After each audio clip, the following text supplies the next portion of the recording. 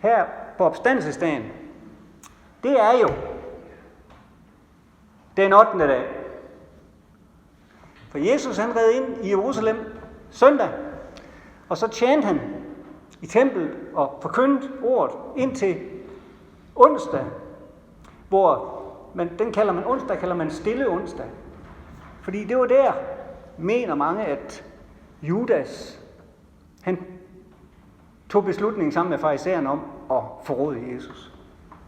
Og skærtorsdag blev han forrådt, og fredag, langfredag, led han og døde han for vores skyld. Lørdag, påskelørdag, der, han sagde jo til røveren på sin højre side, på den ene side, at i dag skal du være sammen med mig i paradis. Så lørdag, der hvilede han. Den 7. dag, sabbaten. Det var jo hviledagen. Gud han skabte jo alting på 6 dage og hvilede på den 7. Og Jesus han arbejdede også i 6 dage og hvilede på den 7. Og på den 8. dag opstod han fra de døde, for der var det søndag igen. Der var det gået en uge siden palmesøndag. Og det er i dag, opstandelsesdagen. Og Herren, han kaldes jo Herrens lidende tjener om i profeterne. Der står også i salmerne, der siger kong David, 1000 år før Jesus han bliver født, der siger han, de har gennemboret mine hænder og fødder, og om mine klæder kaster de lod. Og det var nøjagtigt det, der skete, da Jesus han blev henrettet. Så det var en 1000 år gammel profeti, der gik i opfyldelse den dag, sammen med mange andre profetier. Og der er endnu flere profetier, der handler om hans genkomst, når han skal komme igen som konge. Men Herrens lidende tjener kom han som. Men han skal komme som kongen, den herliggjorte. Og om Herrens tjener, der står der sådan her.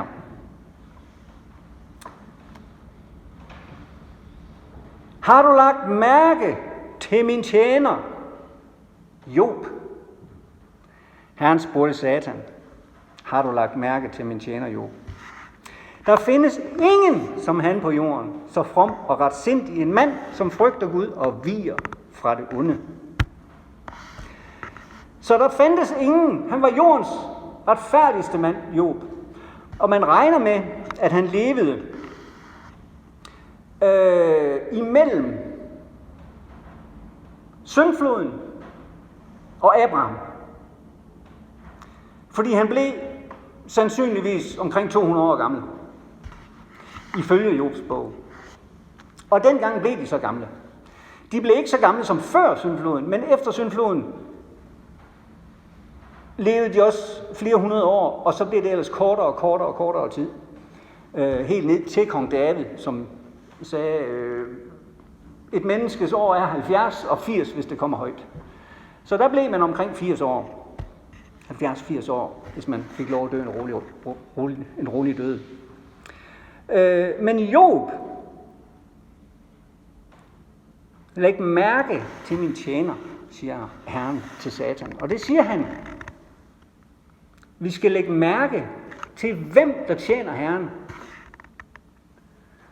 Paulus han siger, hold jeres vejledere for øje, og mærk jer deres udgang, altså udgangen på deres levned.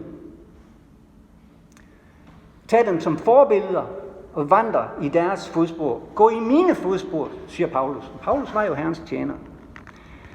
Men Job, han var den retfærdigste mand på jorden på det tidspunkt. Senere hen blev det jo Moses, den mest sagtmodige mand på jorden. Men på det her tidspunkt var det Job. Og nu skal vi ikke til at læse hele Jobs bog, men det gik ham jo ikke så godt i første omgang. Først så mistede han alt, hvad han ejede. På en dag. Alt. Og alle sine 10 børn. På en dag. Og så siger man jo, hvad har jeg gjort, at jeg skal straffes så hårdt? Sådan er den menneskelige tankegang. Det er Guds straf over dig. Fordi du tror, du er så god. Job, han troede ikke selv, han var god. Han vidste, at han var en retfærdig mand. Det vidste han godt. Men det vidste han godt, det var ikke på grund af ham selv. Det var Guds fortjeneste. Han var verdens retfærdigste mand. Den mest retfærdige mand på hele jorden. Det siger Gud. Mange har jo beskyldt Job for at være selvretfærdig, fordi han anklager Gud. Men det er han ikke. Selvretfærdighed er ikke retfærdighed.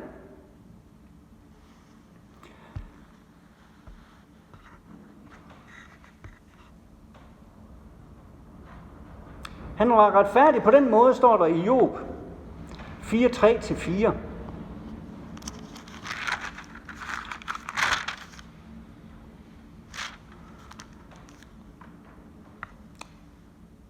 Dine ord holdt den sejnende oppe.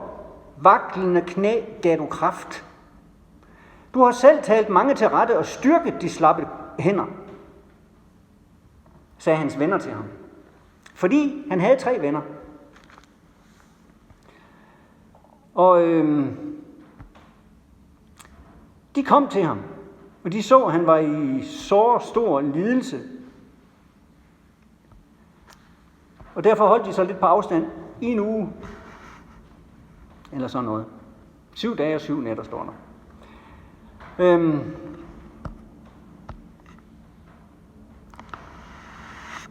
Fordi nok så mistede han alt, hvad han ejede, og alle sine børn, på en dag. Men der gik lidt tid, så kom der en anden dag. Og den dag, der blev han ramt med ondartede bylder fra isse til fod, står der. Og sad og skrabte sig i askedyngen. Jeg ved ikke, hvorfor man gjorde det, når man var syg, men det kunne man gøre, når man havde den sygdom der. Og hans kone, hun sagde, for det er ikke alle, der har en kone som jeg, men hans kone sagde til ham, holder du stadigvæk fast ved din fromhed? Forband Gud og dø. Og sådan kan man godt risikere at have en kone, der siger sådan. Men nu var han helt alene. Han følte, Gud havde forladt ham. Han havde mistet alt, og hans kone havde også forladt ham i ånden. De var ikke et mere, hvis de nogensinde havde været det. Det kunne jeg forestille mig, at de ikke havde været et i ånden. Og det var jo, hvordan kan man komme længere ud end det? Job, han bliver jo kaldt verdens ulykkeligste mand til tider, fordi at det gik ham, som det gjorde. Men det gik faktisk endnu værre, fordi der kom de her 3 venner, og de beskyldte ham for selv at være skyld i sin ulykke. Og sådan kan vi kristne godt være, når vi ser nogen, som lider. Så er vi tilbøjelige til ligesom at tage hinduismens ånd ind, karma, og sige, det er din egen skyld. Det er nok Gud, der straffer ham. Hvordan skulle han... Hvorfor det der usandsynligt, at et menneske skal rammes af så meget, og andre af ingenting. Men vi ved jo også, at han er en selvretfærdig farisæer. Han tror, han er bedre end os. Han siger, han er frelst. Vi er da ikke værre end han er. Han er da ikke bedre end os. Hvorfor skulle han lige blive frelst, og ikke os? Fra fortabelsens ild og ind i himlens klare lys. Jeg har da tit diskuteret med ham, og han vil jo ikke høre. Og jeg har jo ret. Jobs venner, det var dårlige venner. Falske venner.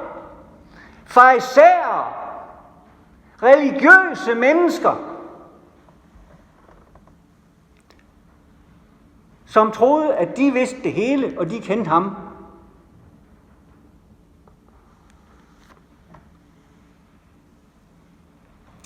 Men der var faktisk en 4. mand også Det står der ikke. Der står, at Jobs 3 venner, de kom til ham. Og så om i kapitel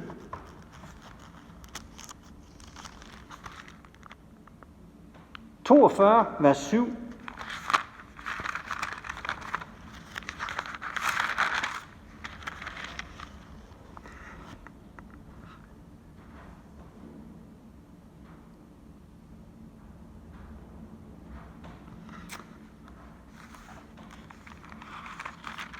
Nej. 32, vers 6.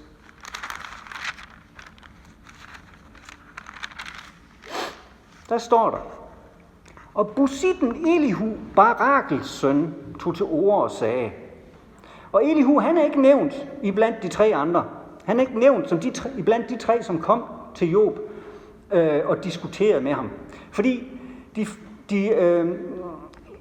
i 30 kapitler efter, at Job bliver ramt, går med de her 3 venners anklager imod Job og beskyldninger for Guds bespottelse og for selvretfærdighed og alt, hvad de kan slynge imod ham. Oven i det, som han har lidt, kommer hans besværlige trøstere, som han kalder dem, ham i møde med falsk trøst, nedgørelse, og de føjer spot til skade på alle måder. Falske venner. De kunne ikke trøste ham, og de prøvede heller ikke. De prøvede bare på at hævde sig i deres egen selvretfærdighed og kalde ham selvretfærdig. De projicerede deres egen synd over på ham.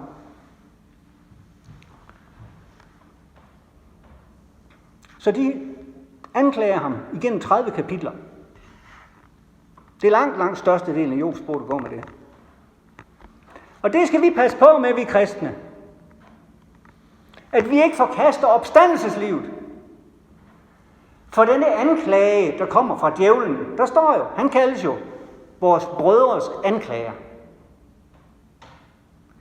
Så vi kristne, vi skal ikke anklage hinanden og finde begrundelser for hinandens elendighed eller ulykke, eller hvad der nu kan komme over os i menneskelivet, for det kommer over os. Liv, det sker. Altså, spørgsmålet er, hvordan vi takler det. Det er det hele handler om.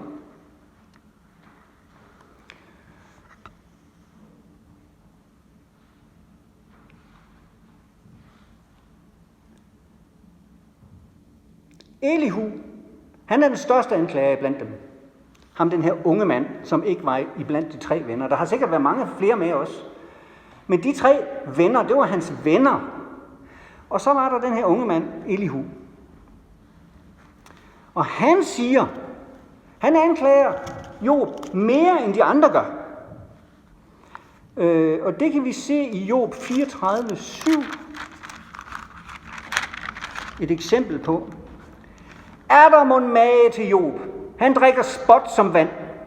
Søger selskab med udådsmænd og omgang med gudløse folk. Og det passer jo ikke. Gud har jo selv viden om Job. Han er jordens mest retfærdige mand. From, retsindig og gudsfrygtig. Den mest i hele verden. Men denne her knægt, han anklager Job mere end hans ældre, dem han er sammen med der.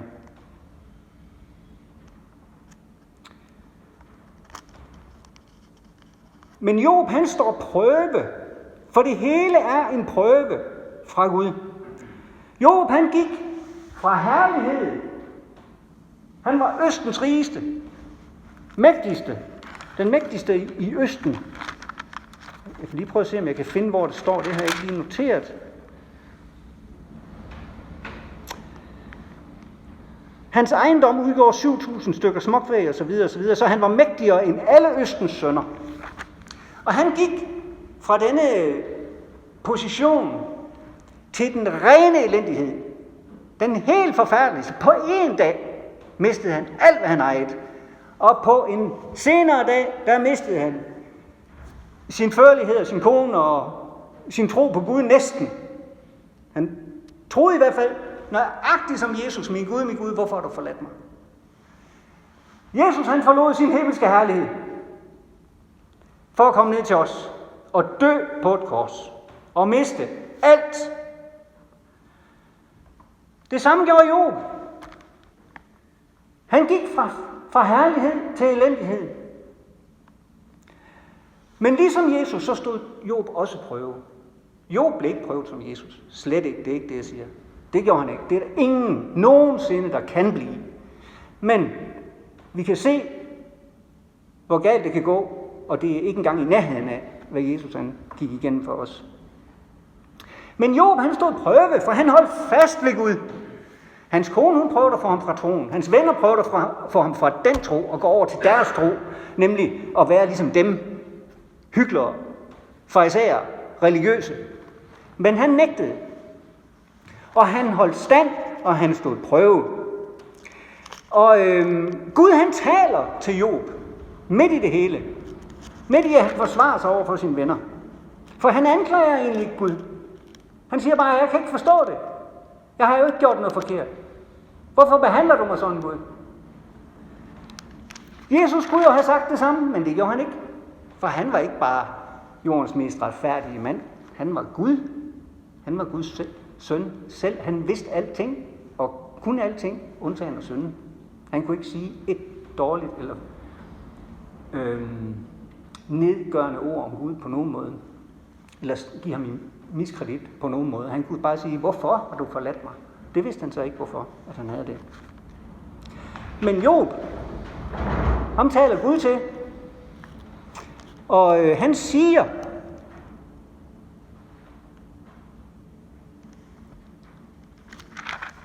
til Job,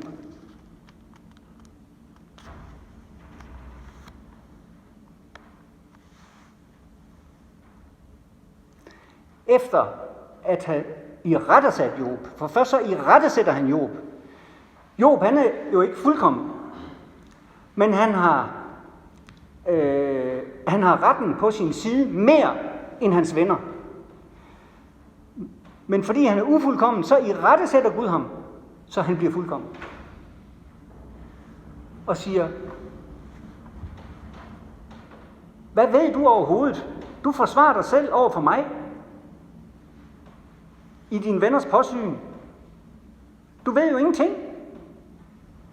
Og Job, han kan godt se, at det er rigtigt. Så svarede Job Herren og sagde, jeg ved, at du magter alt. For dig er intet umuligt. Hvem fordunkler mit råd med ord, som er uden indsigt? Det var det, Gud havde sagt. Hvem fordunkler mit råd med ord, som er uden indsigt? Henvendt til Job. Du har ingen indsigt. Du ved ingenting. Og det gentager Job så og siger, det er sandt, jeg ved ikke noget. Derfor jeg talte uden forstand om noget, som var mig for underfuldt, og som jeg ej kendte til. Hør dog, og jeg vil tale. Jeg vil spørge, og du skal lære mig, Gud.